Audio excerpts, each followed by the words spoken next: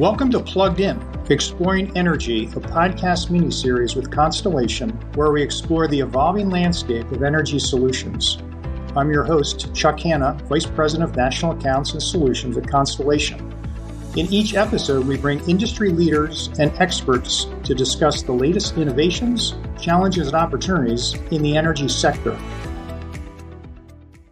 Thank you for joining us today. I am Melissa Zimmerman, Managing Director of Commercial Strategy for Constellation. I will be filling in for Chuck Hanna today, and I know I've got some big shoes to fill for sure. So we're going to be focusing on an increasingly critical topic, how data centers are meeting their energy needs, particularly through sustainable and resilient solutions.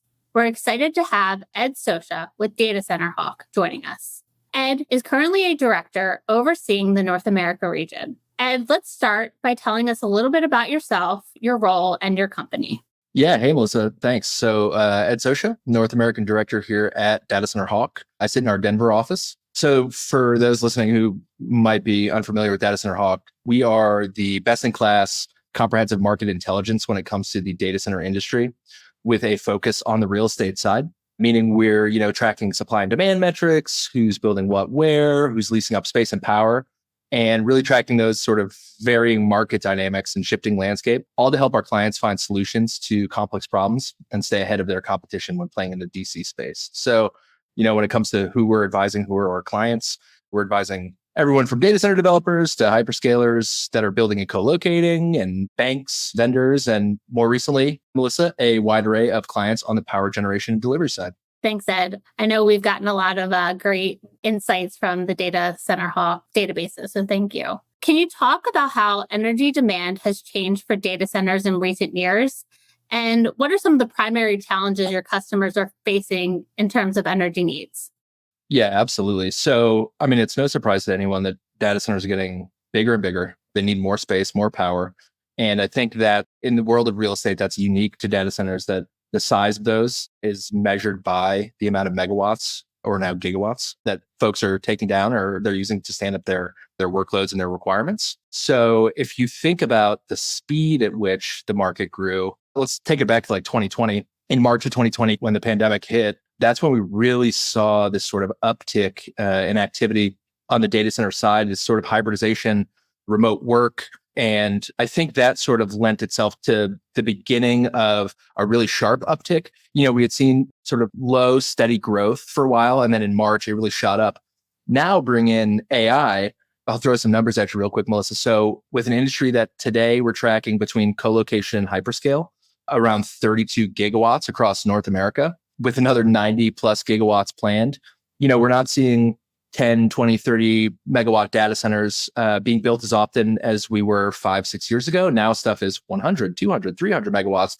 And we're even hearing some multi-gigawatt campuses being announced. So all that stuff, couple that with higher density racks, requiring a different environment and more power, often desired to be more renewable than traditional fossil fuel-based power gen. I think that's really where the challenges lie, is finding that space and power in a way that suits the demand from your end users and your tenants.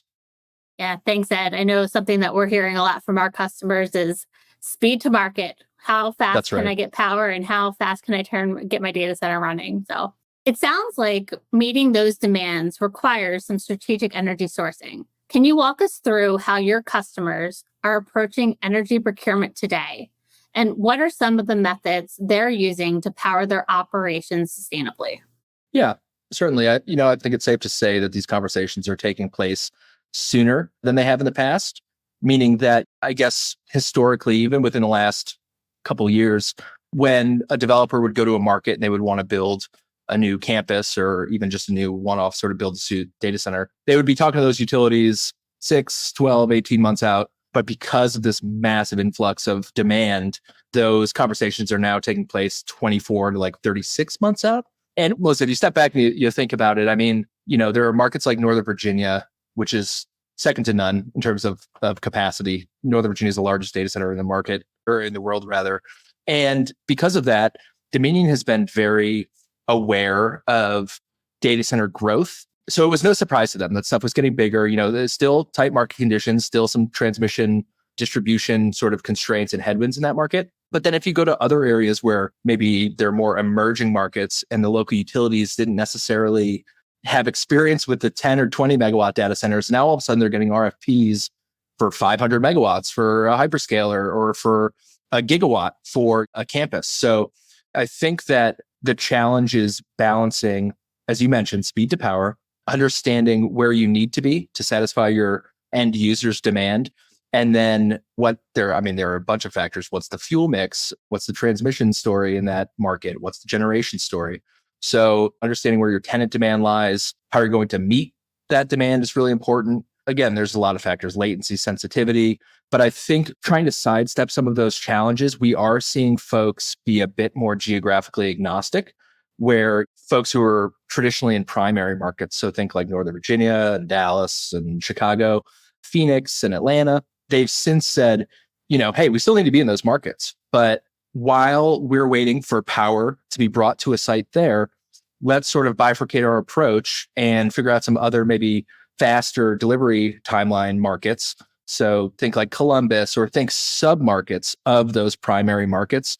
And what we're hearing is, we're geographically agnostic. We need to be somewhere within 60 miles of an airport with a viable path to power. That's really interesting and something that I hadn't heard with regards to the airports. And can you just expand a little bit on on-site generation methods, right? We're hearing a lot from our customers about wanting to talk about transitional power. How can I get power until I can get grid connected? And a lot of the times we're talking generators. So if you could just expand a little bit on that. Yeah, certainly. So we would refer to that as sort of a bridging power solution.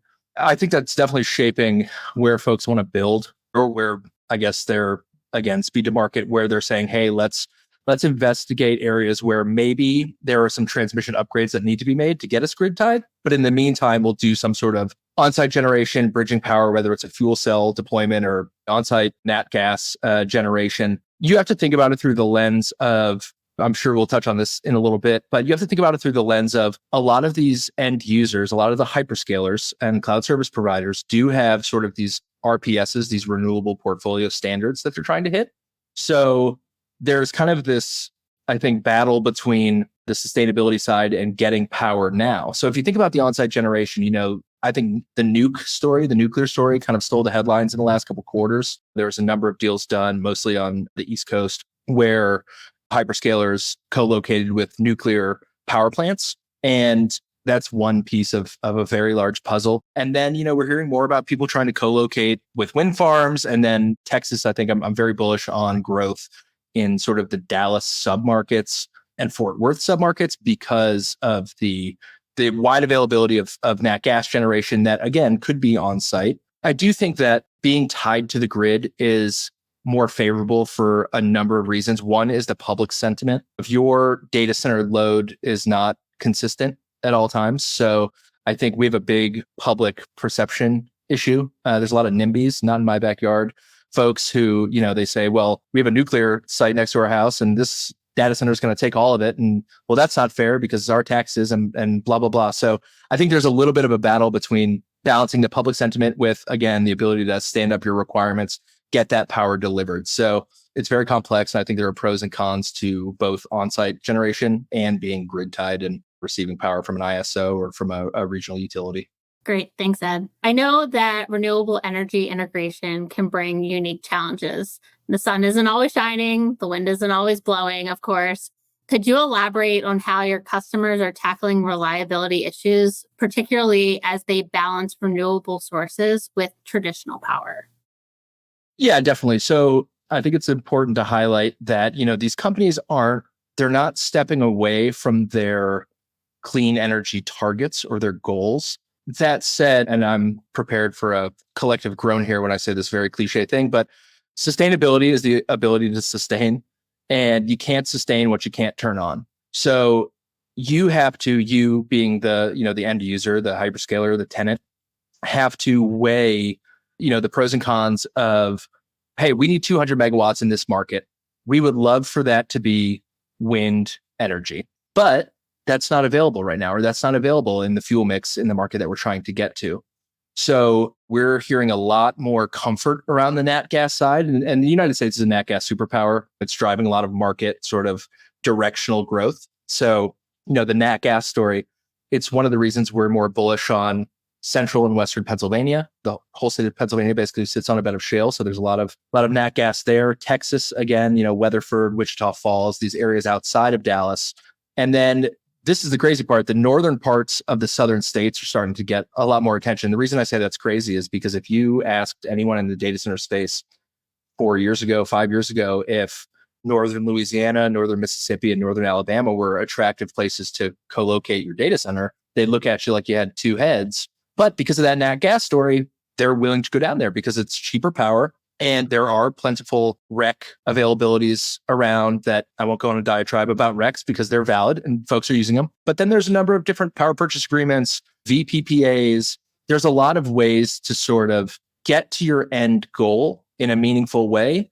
But I do think, and I want to make sure I emphasize this, I do think there is a real importance on the speed to market piece, which is that bridging power. I think, and Melissa, you and I had talked about this a little bit before this call, but the energy storage piece is going to be more and more important because, like you say, the wind's not always blowing, the sun's not always shining. And if you want to capture that clean energy instead of just what's being fed onto the grid in real time, energy storage solutions are going to be paramount in sort of capturing or getting your arms around that renewable story. But I'll just sort of wrap that up by saying you need to build what your tenants demand today. And what it looks like right now is that the only viable path to get there, on speaking the 30,000 foot view, is by leveraging the plentiful nat gas in our country now. Ed, couldn't agree more. Our CEO, Joe Dominguez, has said that natural gas is not going away. And we just announced the acquisition of Calpine to continue to back that story as well. So let's talk more about the tech side. How are customers optimizing energy efficiency within data centers? Are there any cutting edge practices that are helping them manage energy consumption? Yeah. So earlier in this call, when we spoke about what's driving demand in the data center space, I touched on the hybridization of the workforce. What's driving demand today is really the AI story. So today it's the large language models slowly shifting more to that inference AI story. But because of that, the rack densities have increased. Data centers, again, have gotten bigger and more powerful. Let's talk about liquid cooling. Liquid cooling has been top of mind for a lot of folks in our space, especially when considering these increased rack densities and the ever more powerful GPU story. I think with that said, that liquid cooling is obviously it's shaking things up a little bit, but liquid cooling it's not a nice to have moving forward. It's kind of table stakes, I would say. And then, on top of that, what's sort of being looked at for boosting the efficiency and lowering the PUEs of these data centers, I think they're implementing more SCADA systems. So supervisory control and data acquisition. And the implementation of these SCADA systems is taking place to help gather a lot of that data right at the rack. And then couple that with the increased rollouts of various DSIM software, data center infrastructure management software. So the ability to sort of gather your data in real time, analyze it, which of course is paramount in not only knowing your efficiency dynamics, but where you can be nimble or where maybe you need to spend a little bit more time sort of bolstering those efficiencies. But I think knowing where some loss is happening, knowing where some inefficiencies are taking place is step one, and then acting on those, finding more sustainable solutions or figuring out or implementing new design strategies. You can't really wash, rinse, and repeat your data centers across the country because it's not a one size fits all approach. But a lot of these folks, a lot of these developers do have kind of their models, and they might have a few different models for different clients. But I think understanding what's readily available and what arrows you have in your quiver to sort of lower that PUE and improve efficiency, optimize the facility management side, I think those are all taking place as we have this conversation today. And I think 2 years from now, it'll be the same story, but it'll look much different. Ed, we talked a little bit about the environmental side of things. With so much attention on carbon emissions, how are your customers approaching carbon reduction and sustainability reporting? Yeah, that's a great question, Melissa. And we talked about this a little bit. I think if you want to be successful, you have to find a balance in sure your clients want to be green and maybe your organization wants to be green. And Maybe they had a carbon neutrality target year, like 2030, which was, I know a lot, or which was a year that I know a lot of people previously referenced. I think we're hearing them shouting that from the rooftops a little bit less today than we were maybe 5 years ago, because they understand that in order to meet those targets, you also have to have a viable business story, and you have to be nimble in your strategy to basically get your end users stood up with whatever that looks like. So, I mentioned Dallas being a favorable market with sort of the on-site nat gas potential there. I think a lot of those folks who even would go down there to co-locate or develop a build-to-suit data center would love that sort of hybrid approach of saying, hey, well, we can have power today and it's nat gas. And then, in Texas, you could be paying not as much of a delta between your utility power and your bridging power, but that's not going to work everywhere. If you go up to the Pacific Northwest and you have to do a fuel cell deployment, that power is going to be significantly more expensive than it is in other parts of the country. So I think while everyone is pushing for sustainability and clean energy, it's very much a balance between delivering quickly and that speed to market side, while also having a thoughtful, reliable path to power. And ideally, that power that you're trying to strive for is grid tied, and the fuel mix is favorable for hitting your renewable portfolio targets. Agreed, Ed. We're hearing from our customers, again, like I said, speed to market, but they're also balancing that with the carbon goals that they've set for themselves and making sure that they achieve those. So Ed, we've talked a little bit about regionally, where's the best place to be siting data centers. And you mentioned that real estate, more land. Can you talk a little bit about the teams that are involved in siting, sourcing, and building data centers? Again, I don't think there's sort of a one size fits all kind of approach. I think different firms or different companies, different developers may have slightly different processes in terms of getting into a market and building there. I'd say that the general sentiment is to have a team in place who understands what your needs are. And I'm speaking from the developer side. So, that would be like understanding potential tenant demand. So if they're trying to expand their cloud availability zone, they being your client, you're limited on your markets that you can go to, and you're beholden to what their growth path looks like. Now, that said, if you are more geographically agnostic, or, if your requirement, if they're like, hey, we want to do some LLM stuff on the AI side, and we don't need to be 10 milliseconds of latency or sub 10 milliseconds of latency. We can be 30 milliseconds or less of latency is fine for what we need. It opens up some potential for where you can go. So it really depends on sort of what the requirement is. But I would say it starts with understanding the needs of your clients, what their data center needs are. Then, I would say there's usually a team that takes that and submits sort of that growth case to a group of folks who would, look that over and say, okay, so these are the markets where we think growth is going to happen. This is an attractive market for our end user. And then they would send their site selection team in there. Now, the site selection team, some folks have an internal, I would say most folks have an internal site selection team. This is also a lot of times where a broker would come in, because if a broker, I've got a buddy who's a broker in Charlotte. I mean, he knows that market so well. It's crazy. He knows the power side of that market so well, because that's sort of his business, is finding farmland or greenfield development sites, or more recently, brownfield sites for what they're calling adaptive reuse, which is sort of a sustainable implication of brownfield development. So repurposing stranded assets, stranded power, using old facilities that could be retrofitted. Now, there are challenges there. But I think understanding the shift from end user demand, site selection team, and then obviously it trickles down from there, where you have your sales team trying to backfill it. I mean, if you're building it speculatively, you'd be trying to get your data center filled. If you're building a build to suit for a hyperscaler, obviously you're not building speculatively. You already have the hyperscaler in tow. So I think there's a lot of moving pieces. I don't think any two companies are exactly identical, but some folks are on the specific energy procurement side. Some folks' roles that their job is to go out and find power. Other folks are analyzing constraints on 230 kV lines to say, well, we want to be here because maybe a cloud service provider is in this market, but the 230 kV lines that are there are congested. The power that is traversing those lines is being used by the aforementioned cloud service provider, or maybe there's a lot of industrial growth in that region. So I think understanding a lot of nuances from end user demand to things like topography and availability and working with utilities, it's all very important in getting your stuff stood up and done quickly and efficiently, but successfully and sustainably and in a way that is built to last. Thanks, Ed. So we've been focusing on data centers and what's happening today in today's market. Let's look forward. What do you see as the next big thing in sustainable energy for data centers? And are there any emerging technologies or approaches that you're particularly excited about? Yeah, I mean, the SMR conversations are really interesting to me, just because I'm kind of an energy nerd. It's small modular reactor for anybody who's unfamiliar, but that comes with a lot of headwinds as well, where if there are NIMBYs who don't want a big, ugly building in their backyard while they take their dog for a walk that they have to look at, I think you're going to have some significant problems convincing them that a small nuclear reactor in their backyard is a good idea. Now, that said, I view them favorably. There are hundreds of these things flying around the oceans in submarines with little to no detriment to the servicemen on board.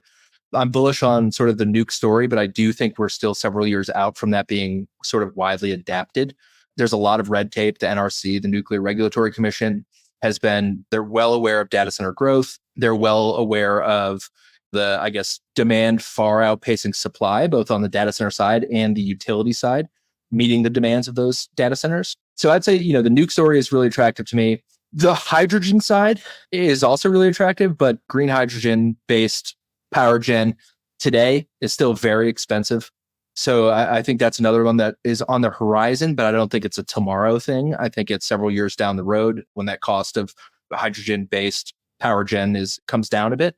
And I just think that the sort of structure, if instead of kind of getting away from the power piece, but just talking about more efficiencies, we touched on some of the software being implemented in these data centers. And I think that, like I say, the liquid cooling story is really interesting because these AI workloads, when it was historically 4 to 6 kW a rack, now we're seeing 8 to 12, and there's guys talking about 40, and there's people talking about stuff all the way up to 300 kW and beyond. I mean, I talked to a guy at a conference who was telling me that they can cool racks that were like 2 megawatts, and I went cross-eyed because that's so much power in such a small amount of space. But I think that's where we're moving. The rack density is going to keep increasing. So with that, you need to be nimble in your approach for things like liquid cooling versus air cooling. We're already seeing sort of a delta in pricing between air-cooled solutions and liquid-cooled solutions. The liquid-cooled is obviously a bit more because you have to build out that MEP and you have to build out the technology to get that sort of implemented. But I think things move so quickly in this space that talk to me again in 2 years and I might have a completely different answer for you. But that's, I think, what I'm seeing today. Completely agree that this is an ever-changing environment, and happy to hear that you're bullish on SMRs because we are too. So, Ed, if you were in charge of all data center development, energy supply, etc., what would you change about how energy processes are handled in today's market? I think generally speaking, even removing data centers from the equation, I think we need to strengthen our grid and grid reliability. I think this is being done with AMI, with advanced metering infrastructure, with, again, those SCADA systems, sort of more on the transmission side. But I think the data center story is, and I think we're seeing this today, where utilities, again, when you go into a market that hasn't historically had or hasn't historically witnessed the growth of data centers over time, and all of a sudden it's this massive influx of power demand. I think a lot of these utilities, there were some capital implications that came along with it where they were trying to get folks to pay a significant amount of their desired power up front, or like 85% of it, before they could even begin their ramp. And, when you think about that, those could be 10 or 100 or $1 billion implications to your bottom line. So if I could change anything, it would be transparency of, I guess, what these utilities are doing. And you can go out and read a lot of these IRP, these integrated resource plans from the utilities, but I think we need transparency. I think we need to sort of bolster the resiliency of the grid and the reliability of the grid, which means just continue to make it smarter. And I think that data center providers need to work with the utilities to find viable paths to power and make sure that, it's like, hey, we want to be good to our community. We want to be good citizens of our community and continue to boost your efficiencies, continue to find sustainable, clean ways to generate power. Because, I mentioned it before, if our numbers were forecasting between colo and hyperscale self-builds, around 90 gigawatts of power coming online in the next however many years. So 90 gigawatts of power is an extremely large amount of power. And I think we could probably tweak things all along the way to sort of improve that efficiency and continue to be able to grow this critical and also beneficial to us, lucrative business in a meaningful way. Agreed. And I think that suppliers, utilities, data center customers, they absolutely need to come together for America. Let's wrap it up. Last question. What is a question that we didn't cover that you think the industry should be talking about more, something that you're maybe really passionate about? I think I would go back to some of my previous comments about the sustainability side. So I went to the University of Vermont in the early 2000s or mid 2000s, I guess. And I studied sustainability and community development. So the community piece is really important to me. I think there are winners and losers in sort of the public sentiment of data centers. And I've tried to not name too many providers specifically, but I'll do it this time because it's in a favorable light. QTS Data Centers, good buddy of mine, Dave McCall, works there. And Dave was basically sharing this idea with me that's if anybody is a data center developer in the Nordics, they're already well aware of using heat capture and things like that. But I think people like Dave who are out there trying to be innovative and think critically about how do we become better community members, I think that's really important. So I think it's a really important piece of the puzzle. And so the reason I mentioned heat capture is I was on a panel with Dave not too long ago, a couple months back. And, he said, sure, we get it. Like if you're, your hiking trail, you walked and you had a beautiful view. And now all of a sudden you're looking at this data center. It's like, we get it. Maybe you're upset by that.